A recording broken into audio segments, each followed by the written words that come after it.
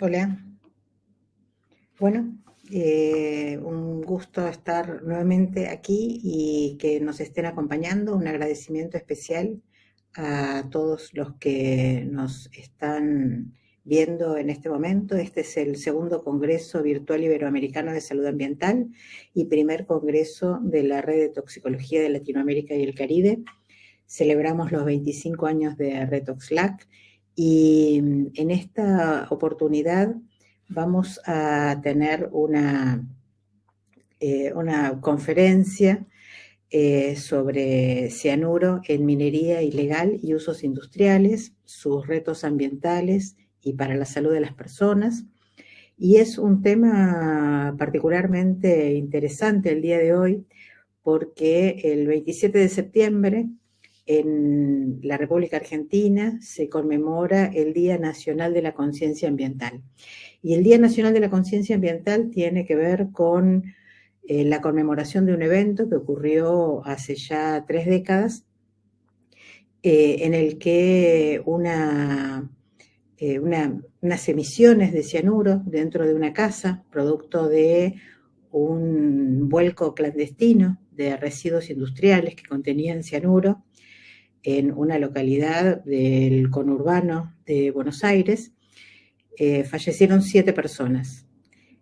4 personas eran las que residían en la casa y la familia que había llegado a asistirlas, y el personal de la ambulancia que llegó, también convocada por los familiares, donde asistían una médica, un enfermero y el chofer de la ambulancia, y los 7 fallecieron producto de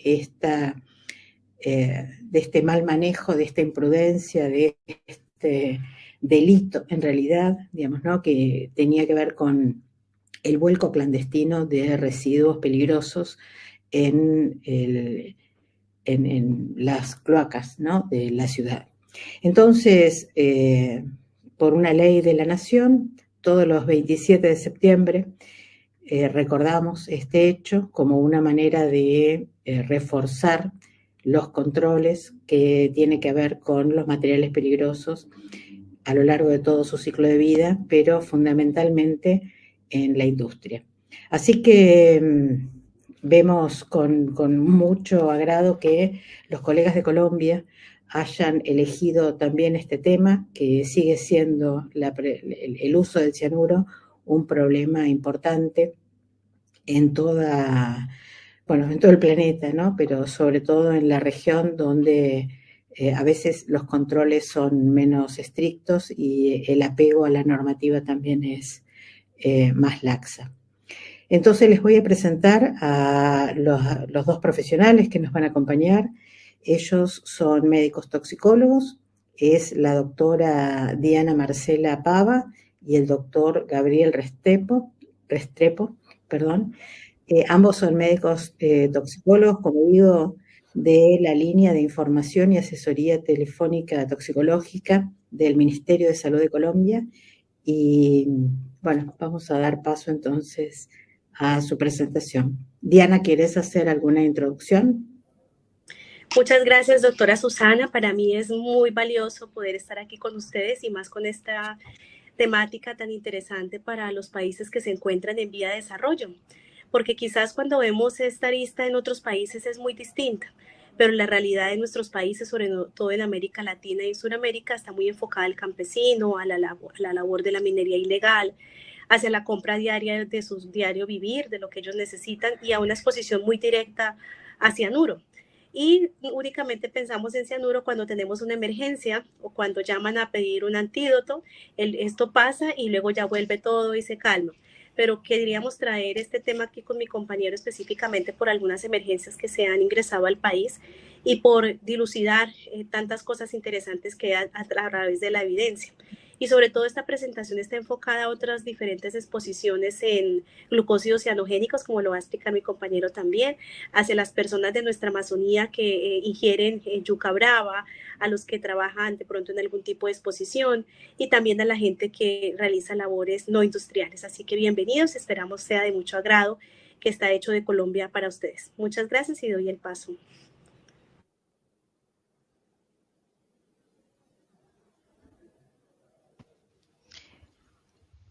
Cordial saludo. Nos complace hablar de este tema tan interesante que es el cianuro en la minería ilegal y aquellos usos industriales y los retos ambientales y a la salud de las personas que conocemos que presentamos en cada uno de nuestros países.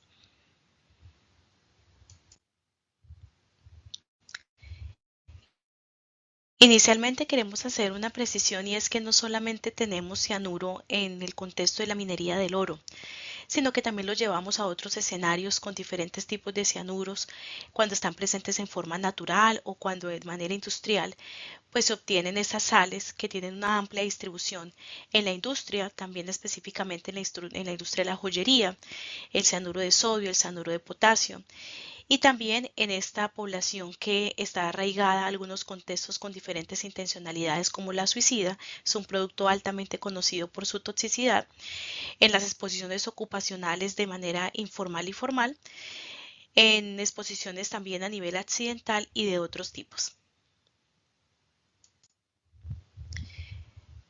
Tenemos diferentes escenarios y especialmente la prevención pues va a ser la mejor herramienta para que las personas puedan gestionar el riesgo. Creo que nosotros desde la academia debemos gestionar cómo brindamos la información y cómo podemos hacer medidas específicas para que se puedan reducir los riesgos y los daños asociados a este producto, que las personas que realizan este tipo de actividades puedan identificar los síntomas, conocer su toxicidad, el manejo con terapia antidotal y claramente una respuesta oportuna y rápida en este evento. Estas intoxicaciones con cianuro representan una de las emergencias médicas más complejas, específicamente porque se dan en municipios lejanos cuando hablamos de minería, en donde estamos en atención primaria en salud y hacen falta muchas herramientas para abordar claramente este tipo de procesos. Encontramos un adecuado abordaje inicial del paciente intoxicado. Sin embargo, cuando vamos a revisar la necesidad de terapias antidotales o algunas herramientas, se carece de estas en la atención primaria y esto es trascendental. También en Colombia hemos encontrado que el Instituto Nacional de Salud, a través de su sistema de vigilancia, en ese año 2019 a 2020, registró 75 casos de intoxicaciones relacionadas con cianuro, cianuro de potasio, cianuro de sodio y ácido cianhídrico. Hoy a 2024 seguimos encontrando registros, sin embargo puede haber un alto tasa de que las personas diligencian o el talento humano en salud lo diligencian de manera adecuada, porque usualmente cuando hay mortalidad queda subyugado. Encontramos también exposiciones en otros escenarios como la exposición a agentes tóxicos en los incendios, al humo de incendio, las intoxicaciones con yuca brava como lo conocemos en nuestros territorios, el casabe, y todos ellos productos que están relacionados con glucósidos cianogénicos. Hablando propiamente del casabe, es una práctica que se utiliza muchísimo, especialmente en región de la Amazonía colombiana y brasileña y pues también en otros lugares en donde esta es la única fuente de alimento, la más frecuente, y pues ellos van a tener cuadros de intoxicación. Lamentablemente en nuestro país, en Colombia, hemos tenido algunos casos colectivos de mortalidad en áreas rurales dispersas en el departamento del Baupés y la Amazonía colombiana. Específicamente cuando hablamos sobre cómo diferenciar este tipo de productos, hay algunas recomendaciones y es que las personas cuando no lo llevan a una cocción adecuada, pues pueden generar este tipo de complicaciones o incluso llevarlas a la muerte. Hay diversa literatura que puede dar información sobre cómo podemos diferenciar una yuca brava de una yuca dulce, ¿sí? La consistencia del tubérculo y lo más importante, que se sepa preparar y evitemos esas complicaciones. A nivel de minería encontramos fuertes arraigos, especialmente en regiones como Chocó, en regiones donde hay alta minería relacionada con el oro ilegal. Hay municipios en diferentes departamentos de nuestro país y también en el de ustedes, que ustedes puedan identificar cuáles son esas regiones y cómo se puede impactar.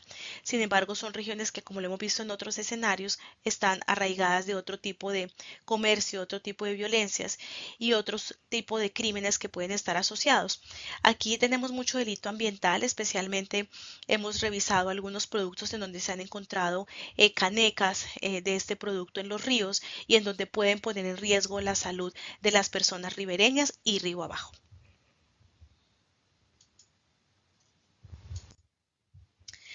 Es un momento para hacer un llamado a los focos de incendio que estamos teniendo en todo el mundo. Este es el mapa general. Todo el continente está presentando bastantes focos, lo que ustedes pueden observar en color rojo, pero también en otros lugares del mundo también estamos encontrando exposiciones. Cuando hablamos de cianuro en estos contextos, vemos que otros países van a la vanguardia y utilizan hidroxicobalamina en un cyano-kit específicamente en atención prehospitalaria. Nuestro continente aún desarrolla esas vicisitudes y no cuenta con este cyano-kit de manera dirigida. Y es por eso que tenemos muchos retos en la atención en este tipo de intoxicaciones, sobre todo porque el uso de la sustancia es amplio en diferentes escenarios, porque necesitamos fortalecer el conocimiento en el manejo en los servicios de urgencias y también la dificultad en cuanto al acceso a terapias antidotales de manera oportuna. Cuando nos referimos a la intoxicación con cianuro, hemos tenido algunas imprecisiones específicas porque siempre lo asociamos a mortalidad.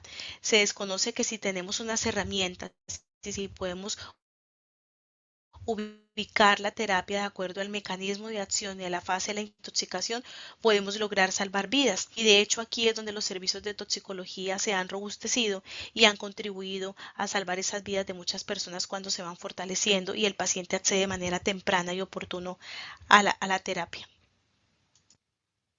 Aquí tenemos un cyano-kit que usualmente se consigue en otros lugares del mundo. Lamentablemente es un reto importante que tenemos en América Latina con esta disponibilidad. Esta es una cortesía de una colega nuestra que está en Israel y nos dice aquí lo tenemos disponible, lo utilizamos de manera frecuente y obviamente es uno de los grandes retos que debemos solventar. Hay que algunas fases específicamente en fortalecer la eliminación en tratamientos específicos y obviamente el uso de terapias antidotales acorde a ese mecanismo de acción del cianuro que ya les vamos a explicar con mi colega el doctor Restrepo. Inicialmente debemos hacer un adecuado abordaje metodológico de ese paciente intoxicado con cianuro o con posible exposición a cianuro, realizar estabilización, las medidas de descontaminación externa y un tratamiento de soporte enfocado a evaluar ese Glasgow, a garantizar los parámetros de reanimación básica y avanzada, administrar oxígeno al 100%, y si el paciente pues está en una parada cardíaca o ventilatoria, pues asegurar la vía aérea y realizar todas estas medidas iniciales. Se debe garantizar un acceso venoso de manera inmediata y debemos tener un lugar donde tengamos vigilancia, monitoría permanente y también vigilancia electrocardiográfica. Algunos tratamientos que van de manera tradicional para esta intoxicación, acá hay algunas fotografías del nitrito de amilo isobutilo que encontramos nosotros en Latinoamérica en un contexto recreativo como inhalables, pero también vamos a tener tiosulfato de sodio, ya alguna industria lo produce, el oxígeno como manera muy importante y claramente como lo vamos a ver en cada una de las fases, como vamos a generar metamoglobinemia, utilizar el azul de metileno y terapias coadyuvantes con la evidencia que soporta actualmente el uso de la N-acetilcisteína. Vamos a revisar a continuación cada una de esas fases y cómo estos medicamentos a través de ese mecanismo van corrigiendo y van llevando fisiológicamente este paciente a una terapia oportuna.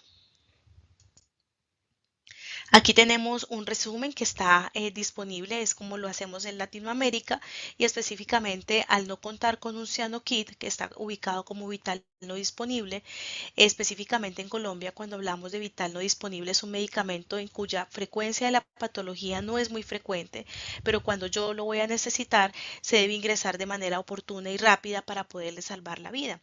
Sin embargo, las intoxicaciones con cianuro necesitan robustecer ese sistema de vigilancia y que podamos tomar decisiones en salud pública no solo por la cantidad de fallecidos, sino por la categorización de la peligrosidad de la sustancia. También hay otras opciones, EDTA, ¿sí? Utilizamos tiosulfato de sodio, esa terapia detoxificante. Primero pues vamos a hacer esa terapia inactivante que enfatizo en la importancia de utilizar la hidroxicobalamina. Ojalá algún día sea un sueño hecho realidad tenerla en América Latina y utilizar la hidroxicobalamina en atención prehospitalaria sería maravilloso. Utilizamos tiosulfato de sodio y N-acetilcisteína como terapia coadyuvante y detoxificante. Nos vamos a dosis de 150 miligramos por kilo en la primera hora, luego a 50 miligramos por kilo para infusión continua en 4 horas y posteriormente a 100 miligramos por kilo para infusión continua en las siguientes 16 horas. Encontramos algunos aspectos fisiológicos, de aquí es donde cabe el uso del nitrito de sodio. Recordemos que tenemos vicisitudes en nuestros países para su disponibilidad y estamos utilizando nitrito de amilo isobutil. Obviamente en este momento pues realizamos la disponibilidad, en algunos casos no se usa como medicamento y tenemos muchos retos en su disponibilidad y fabricación como magistral, pero en este caso se está utilizando el otro producto en estos casos excepcionales. Azul de metileno, claramente tenemos el paciente con metamoglobinemia, también disponible en nuestros países, y pues el nitrito de amilo que estábamos revisando como inhalable o como sustancia psicoactiva conocida como popper. A continuación vamos a hacer una descripción detallada de algunas características fisiopatológicas de la intoxicación por cianuro, haciendo énfasis de que quisimos traerlo a ustedes porque vemos que hay muchos retos específicamente con el conocimiento de la atención primaria en salud, con la disponibilidad de antídotos específicos de acuerdo a la fase, como lo hemos acabado de explicar, y sobre todo porque seguimos teniendo muchísimos mitos en la comunidad con respecto a este producto. Y nace específicamente la reflexión de que al conocer que es una sustancia altamente tóxica, altamente lesiva, que puede llegar a ocasionar la muerte de manera muy rápida, la gente en contexto suicida, con las alertas que tenemos en conducta suicida, cada vez lo busca más y está adquiriéndolo de una manera muy asequible en diferentes escenarios en el país. Entonces doy paso a mi compañero el doctor Restrepo para que comencemos a dialogar sobre esos mitos y realidades del cianuro que están presentes en las semillas o no.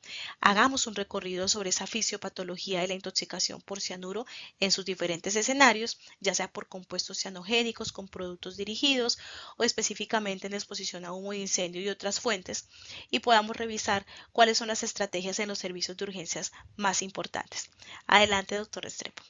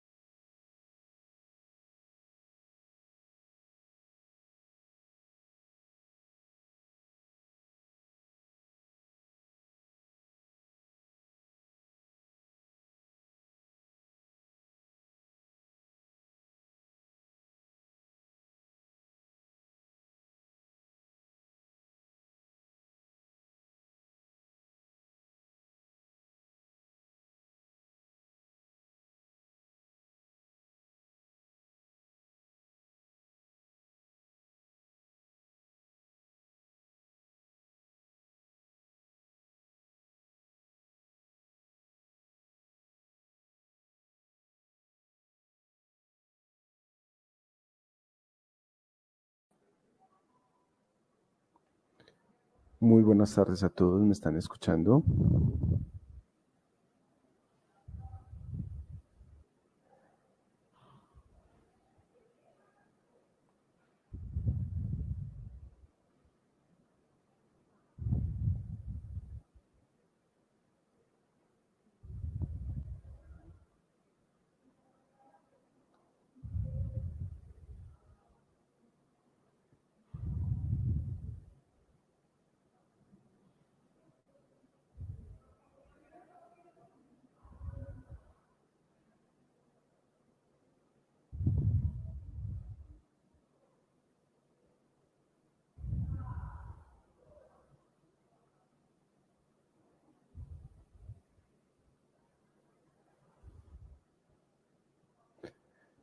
¿Me están escuchando? Gracias. Ya les voy a presentar, denme un segundo, por favor.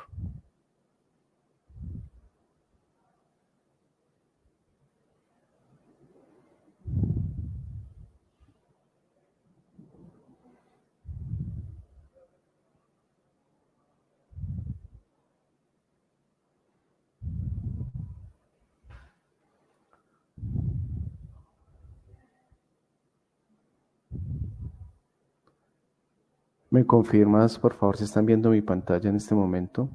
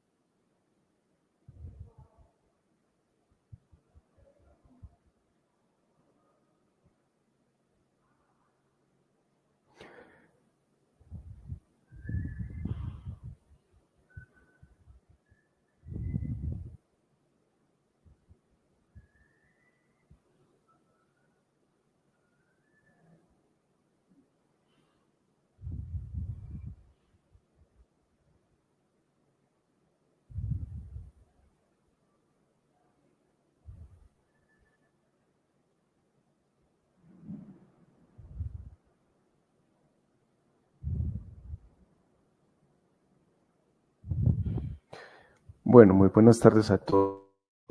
Tengo un problema bastante grande con la presentación de las diapositivas, pero vamos a hacerlo de una forma clara, pues, y práctica, y pues no voy a tener la exposición por esto. Hay que decir claramente que el ácido cianhídrico, pues, es un compuesto líquido a 20 grados centígrados. Esto claramente quiere decir que cuando tenemos ácido cianhídrico a 20 grados, es un compuesto líquido que dicen que pues huele a almendras amargas. Las almendras amargas yo nunca las he olido ni las he comido, pues no sé a qué huelen, eso es un concepto bastante raro, pero hay que tener claro que las fuentes de intoxicación por cianuro en Colombia son múltiples. En ese contexto tenemos múltiples fuentes de intoxicación, unas que son naturales, que los llamamos glucósidos cianogenéticos, que están compuestos claramente por un compuesto que es una glicona más un azúcar más un ácido cianhídrico. Y obviamente conocemos en la naturaleza muchos compuestos que tienen ese contexto de ácido cianhídrico. Yo creo que más de 1000 alimentos tienen estos compuestos de ácido cianhídrico, entre cuales tenemos las almendras, generalmente algunos alimentos importantes como la soya, la espinaca, pero claramente el pH gástrico no es capaz de descomponer ese compuesto cianhídrico por la intoxicación. Si lo puede hacer la flora bacteriana, pero puntualmente en Colombia, en comunidades indígenas hacia el Amazonas, tenemos altos compuestos de yuca brava que tienen alta cantidad de ácido cianhídrico que al hacer una mala preparación o cocción pueden generar intoxicaciones masivas como las que hemos visto en Colombia que se presentan. En ese contexto, pues el otro grupo de compuestos que tenemos los llamamos antropogenéticos. Esos son los que mayor generan intoxicación en Colombia, todo lo que tiene que ver con la industria. En este contexto, en la industria metalúrgica, todo lo que es producción de acero, todo lo que es producción de metales, lo que genera cianuro férrico, es tóxico. En la producción de fotografía, en la producción de plástico, tenemos altos compuestos de cianuro que pues pueden llevar en algunas ocasiones a intoxicaciones, sobre todo cuando hay incendios, y que, como les decía, solo a los 26 grados, que es el punto de ebullición del ácido cianhídrico, se pueden generar intoxicaciones importantes, masivas, por inhalación, ¿sí? O inclusive por la parte de mucosas y por la piel. Es importante también conocer las sales de cianuro. Tenemos las sales de cianuro potásico y sódico que se absorben fácilmente en agua y que son bastante corrosivas o cáusticas y que también son utilizadas en el contexto de la industria, pero también en el contexto de accidentes o en el contexto de suicidios. Hay que tener claridad de eso porque muchas veces cuando hay exposición en el cianuro, cuando hay una intoxicación por cualquiera sea un motivo suicida o accidental, pues nosotros como médicos también tenemos la responsabilidad y también tenemos el conocimiento de que nos debemos proteger a nuestro grupo APH, de que obviamente ese cianuro que está en el ambiente y que, como les decía, a sus 26 grados centígrados puede generar obviamente una intoxicación bastante importante, pues siempre tener la capacidad de proteger nuestras vías aéreas, nuestras mucosas, nuestra piel de esa exposición cuando tenemos un paciente que claramente tiene una intoxicación por estas vías de cianuro. En ese contexto hay que tener claridad siempre que tengamos exposición o tengamos un paciente expuesto a cianuro, pues obviamente el riesgo de intoxicación concomitante si no tenemos debidos equipos de protección. De los compuestos cianogenéticos, pues hay muchos compuestos como son la amigdalina, la durrina, la linamarina, pero obviamente, como les decía, las principales fuentes de toxicidad son las antropogénicas y obviamente en Colombia tenemos un alto problema con lo que es la minería ilegal, obviamente altas compuestos. No tenemos una regulación específica en el contexto de las intoxicaciones por cianuro. Entonces, ¿qué es lo importante y qué es lo que debemos de conocer? Obviamente tenemos que conocer dónde está el cianuro y cuando se presenta una intoxicación, cómo se da la parte farmacocinética, cómo se da la parte farmacodinámica en ese contexto para saber yo cómo voy a actuar, cómo voy a responder a este tipo de intoxicación.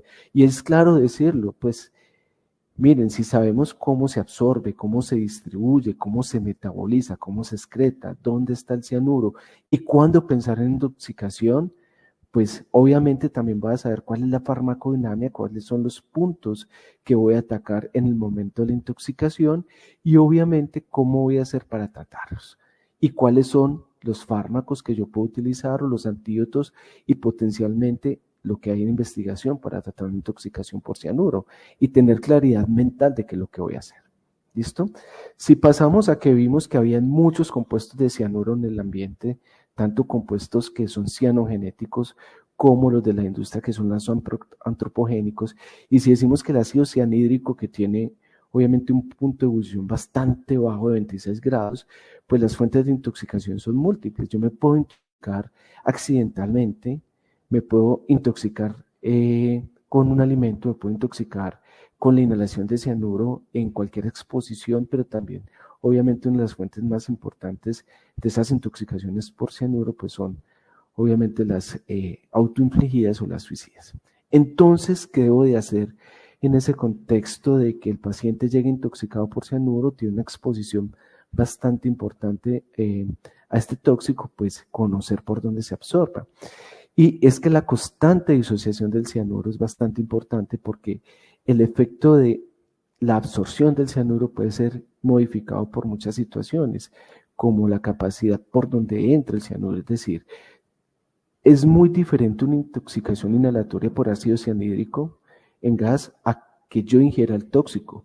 Y claramente las manifestaciones clínicas de una intoxicación por cianuro ante la exposición inhalatoria se pueden dar en 10 a 15 segundos de manifestación clínica, mientras que cuando yo tengo una intoxicación por un compuesto cianogenético natural, un alimento o una sal de cianuro, pues puedo tener una manifestación tardía, ¿cierto? Entonces, en ese contexto, pues hay que tener claridad de que no siempre que tiene una exposición a cianuro yo voy a tener una manifestación inmediata de la intoxicación.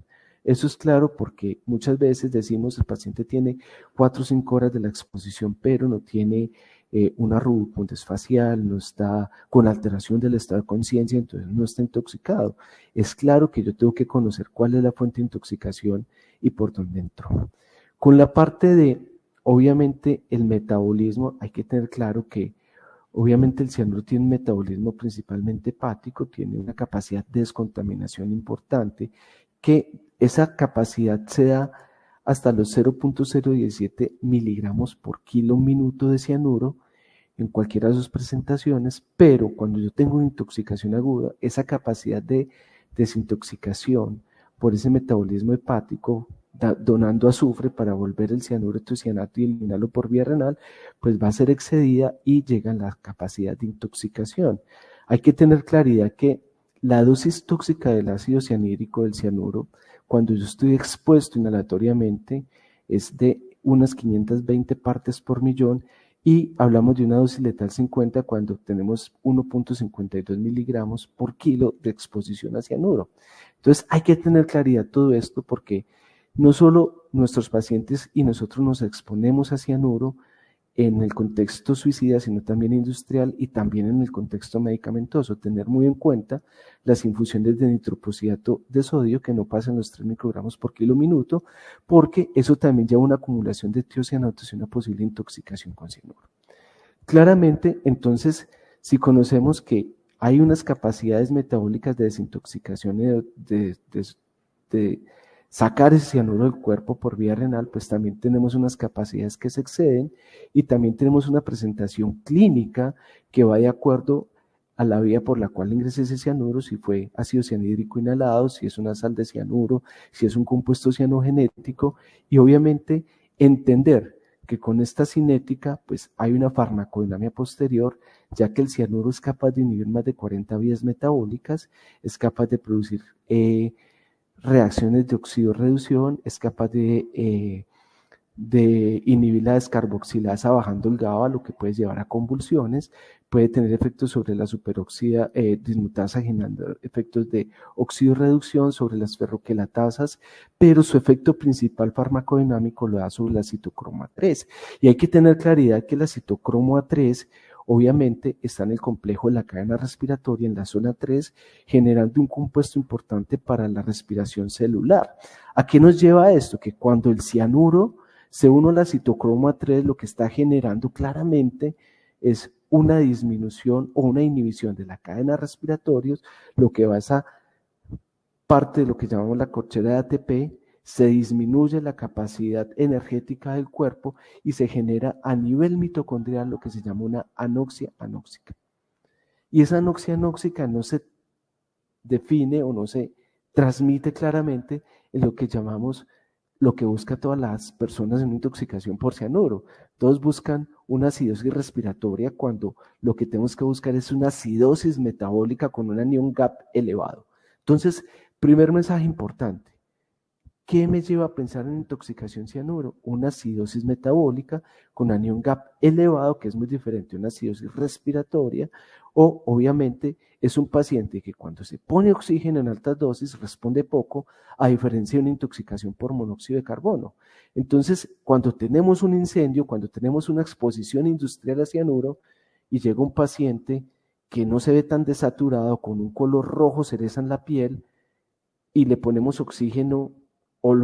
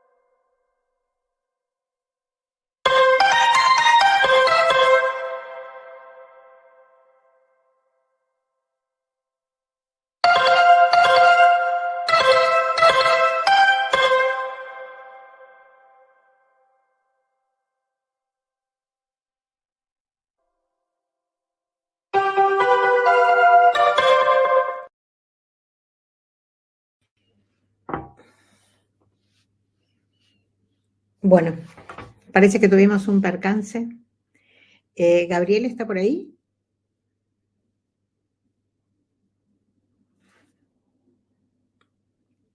Bueno,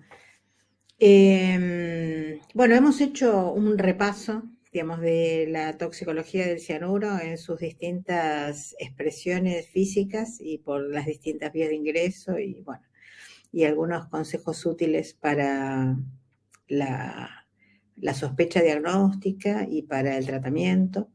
Me gustaría preguntarte, Diana, si ustedes cuentan con laboratorio, digamos, y qué bioindicador usan, digamos, ¿no? Para confirmar una intoxicación con cianuro. ¿Usan tiocianatos en orina? ¿Usan cianuro en sangre? Muchas gracias, doctora. No están tan ampliamente disponibles, solamente en lugares muy específicos de nivel prestador complementario. Lo que más se utiliza en nuestro país, en los países de la región con los cuales mantenemos comunicación, es en la clínica, donde el paciente llega rápidamente ingresado. Pero quisimos poner este tema específicamente porque este ocurre a horas de distancia, en la zona minera o en las zonas donde hay difícil acceso y el servicio de salud no es muy amplio. Y tenemos es un médico de atención primaria, no tenemos especialistas, no tenemos unidades de cuidado intensivo. Y es muy interesante hablar de la contaminación cruzada. De hecho, hace poco tuvimos una alerta porque se encontraron como unos barriles o como unas canecas, por decirlo así, dentro de un río. Entonces, importante cómo esto pasa al ambiente y cómo trasciende en diferentes escenarios. Y para nosotros también es muy importante porque sabemos que este escenario académico lo ven colegas que están en atención primaria, que sepan qué hacer cuando tienen un paciente intoxicado por cianuro. De hecho, hemos recomendado para la región de la Amazonía que siempre se tenga, entre comillas, un cianokit. ¿Sí? Sabemos que es muy complejo porque no tenemos la hidroxicobalamina y también tenemos dificultades con el nitrito de sodio. Por eso pusimos la foto al inicio, que nos da de pronto pena porque ustedes saben que esta sustancia se utiliza como psicoactivo, pero en algunos hospitales se ha utilizado el nitrito de amilo isobutilo, que no deberíamos, pero es lo que tenemos a la mano. Entonces se utiliza ese, el tiosulfato si hay disponibilidad, azul de metileno por el tema de la metamoglobinemia y siempre utilizamos semiacetilcisteína. Pero por el momento estamos trabajando de esta manera y nos pensamos mucho en los médicos que están en la atención inicial y en esos pacientes graves. Otro tema interesante que nos han hecho la pregunta es sobre el tema de donación de órganos. ¿Será que yo puedo donar si soy de un paciente que acabó de tener una intoxicación? Eso también es una pregunta muy frecuente. Ya regresó nuestro compañero, creo que hubo algo en la ciudad de Medellín, entonces al parecer hubo algo con el fluido eléctrico. Adelante, compañero. Les pido enormes disculpas, cayó un trueno horrible y se fue el internet en todo Medellín. Un apagón, pues estábamos ahorita en una tormenta eléctrica bastante fuerte. Me dice Susana que ya puede proyectar.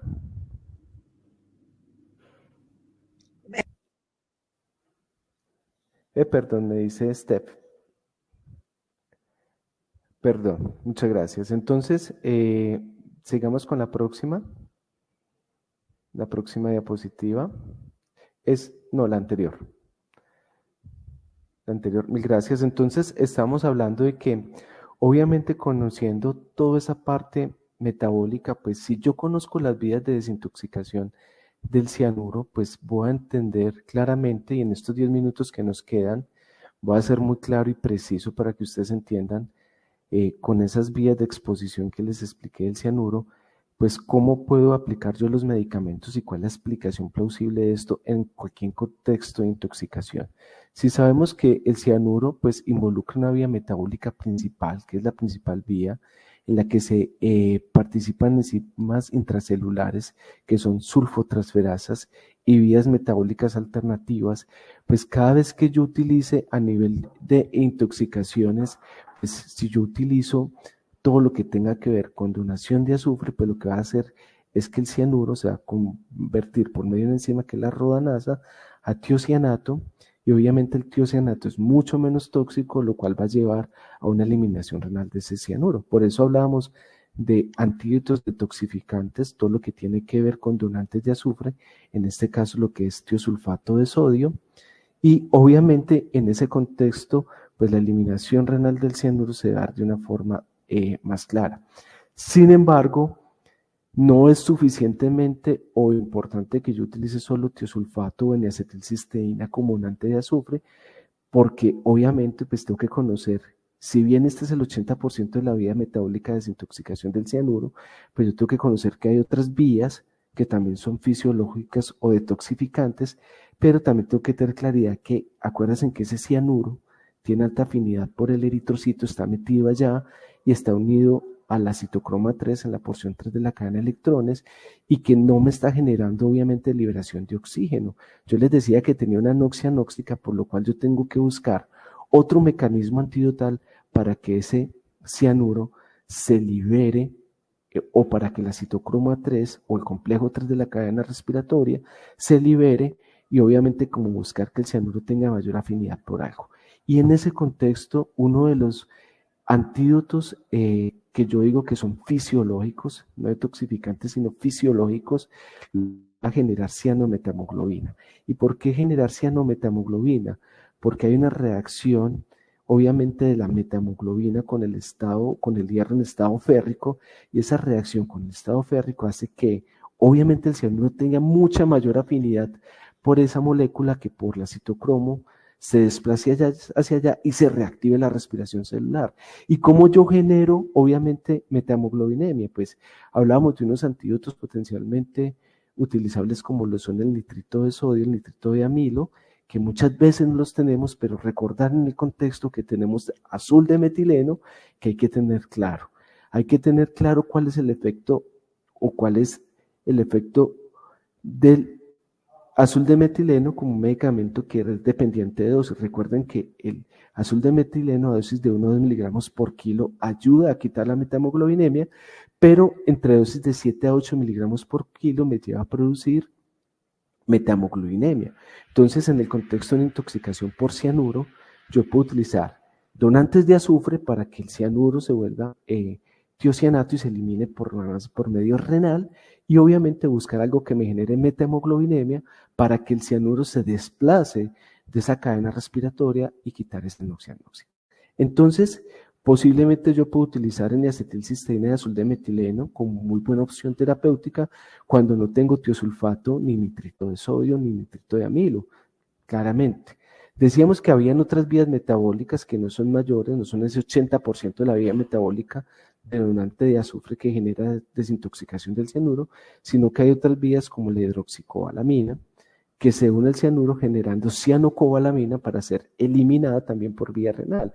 Y hay que tener claridad en eso. Muchas veces en Colombia nos equivocamos y uno escucha muchas veces al médico decir, ya le puse la cianocobalamina.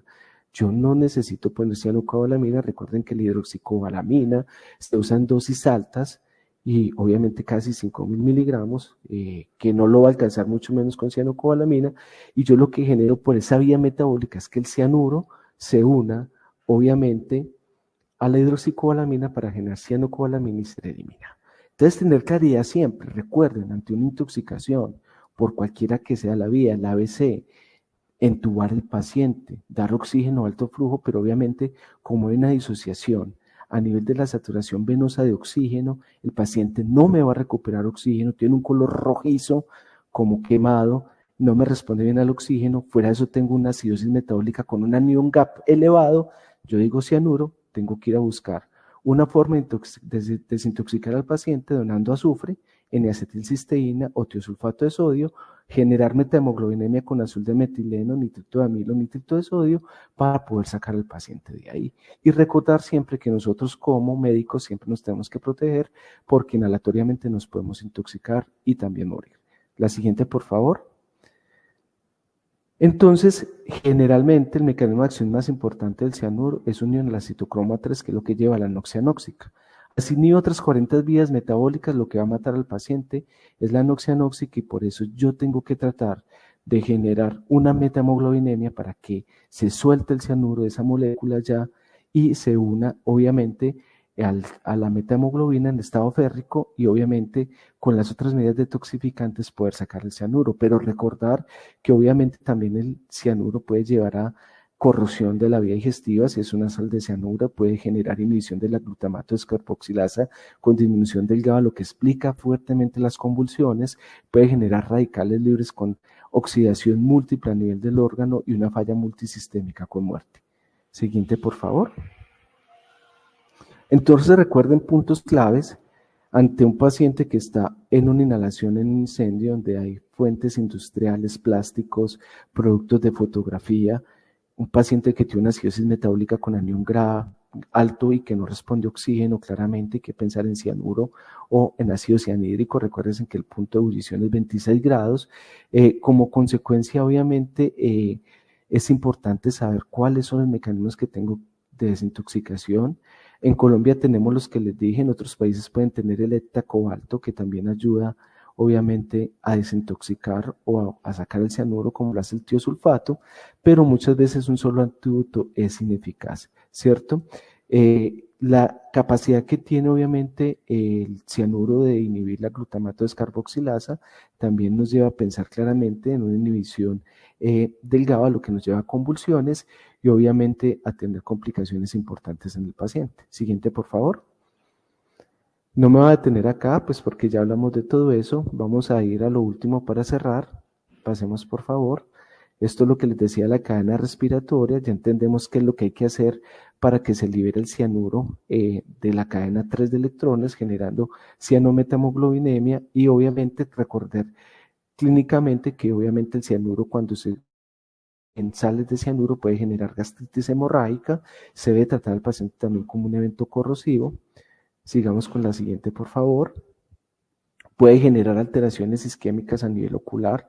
Todos estos pacientes deben de ir posteriormente a resonancia magnética, evaluación por oftalmología y obviamente por neurología clínica. Siguiente, por favor. Entre los agentes metamoglobinizantes tenemos muchos agentes metamoglobinizantes, pero como les decía, prácticamente en el contexto médico, el manejo de la intoxicación por cianuro tenemos lo que es azul de metileno. Recuerden que el azul de metileno tiene un efecto hormético a dosis de 1 a 2 miligramos por kilo, pues genera manejo de la metamoglobinemia, pero a dosis de 7 a 8 miligramos por kilo lo que tenemos que hacer es usar esa dosis para generar metamoglobinemia. Sigamos adelante, por favor. Sigamos, no me voy a detener ahí. Sigamos, por favor. Vamos a la última diapositiva para terminar. Muchas gracias. Ahí, la anterior, por favor. Recordar que cualquier agresión con jeringa o polvo en un paciente que tenga rápido deterioro del estado de conciencia, rubicandas y acidosis metabólica, considerar cianuro. Si en los gases arteriales se observa una acidosis metabólica, pensar siempre en cianuro. Recuerden una cosa muy importante, que la presión arterial de oxígeno puede ser normal y en el caso de los gases asfixiantes mitocondriales, pues hay que tener claridad en eso por la disociación que hay a nivel de la saturación de oxígeno venosa y arterial, que un lactato superior a 10 milimoles por litro sugiere intoxicación por cianuro y que no se fíen nunca de la pulsoximetría, pues la interpreta como carboximoglobina y obviamente pueden haber errores porque una saturación normal no me descarta una intoxicación grave por cianuro.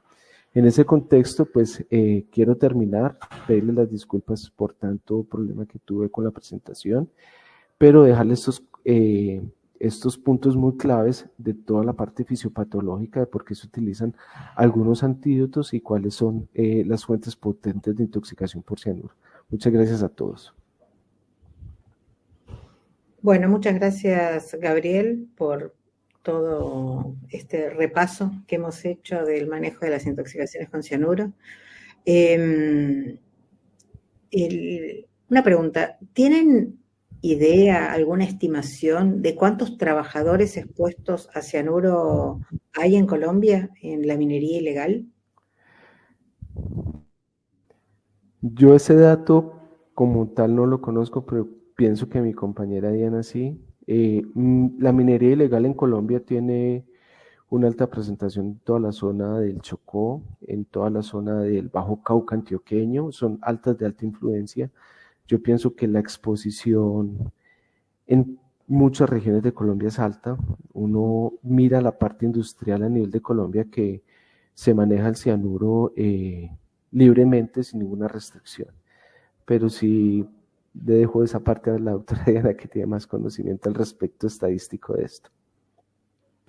Tenemos un amplio subregistro. Yo creo que en todos nuestros países debemos fortalecer esos sistemas de vigilancia, no solamente en lo agudo, como nos pasa en Mercurio, en donde tenemos vacíos muy grandes en cuanto a las exposiciones crónicas y a los diagnósticos. y también que llegan muchas personas con análisis o reportes de universidades que se han hecho para clínicos y dicen, mira, es que tengo estos niveles altos. Entonces hay que revisar muy bien, pero no hay unos datos robustos específicamente en relación a la exposición con este tipo de sustancias. De hecho, cuando hicimos el análisis en el artículo del 2020, hace 4 años, encontramos solo 17 casos. Entonces, cuando vamos a tomar decisiones de salud pública, dicen, pero ¿cuántos fallecidos hay y cuántos casos hay? Entonces, no son muchos porque nos falta robustecer muchísimo la parte clínica y la parte del reporte. Claro, pero yo preguntaba sobre todo por población expuesta, o sea, qué cantidad de trabajadores, que deben ser trabajadores informales, porque estamos frente a una actividad que no es legal, y si han visto la forma de llegar a través de agentes comunitarios de salud, con algún tipo de indicación de alerta, ¿no? de indicación para la prevención de las intoxicaciones, de, digamos, alguna alerta sobre la peligrosidad de esta sustancia, quizás uso de algún equipo de protección, digamos, ¿no? Sí, doctora, nosotros a través de la Subdirección de Salud Ambiental, donde también se cuenta con un médico toxicólogo que está muy atento a este tipo de cosas, ahora está más enfocado hacia mercurio, y tenemos equipos básicos territoriales, sino que hay que tener un presente, y es que muchas de estas regiones están intervenidas por conflicto armado. Entonces, a veces es muy difícil llegar hasta ellos y que a veces la persona del campo no cree, ¿sí? O sea, no le ve tan complejo el hacer la minería con cianuro, el realizar las actividades de extracción de oro y todo lo que tiene que ver porque lo ha hecho toda su vida y porque son cambios generacionales que ellos han visto a sus padres hacer lo mismo. Entonces es muy difícil que vengamos ahora un equipo médico, como lo vemos en la cuenca de la Amazonía, y no se generan cambios comportamentales. Solamente el 26% de esta actividad cuenta con afiliación a una ARL, que es la aseguradora de riesgos laborales. O sea, es un porcentaje muy bajo para un país que prácticamente lo realiza de una manera ilegal, es la más frecuente. Y que muchos de ellos ingresan como enfermedad en general, porque como no hay ARL, ingresa a nuestro sistema como enfermedad general. Solo el 26%. Bueno, les agradezco mucho que hayan presentado esta situación, digamos, aquí en nuestro congreso. Y bueno, si quieren hacer alguna reflexión final, ya nos estamos despidiendo. Muchas gracias, agradecer a CIPSA y nuevamente un feliz cumpleaños a la Retoslac, agradecer a nuestros colegas que nos ven desde muchas partes y sobre todo pensar en que nosotros podemos ir cambiando a través del conocimiento este tipo de situaciones y sobre todo en contar con antídotos y en hacer mucha prevención en la comunidad desde lo ambiental. Sé que suena difícil, pero cada vez puede ser más posible. Muchas gracias.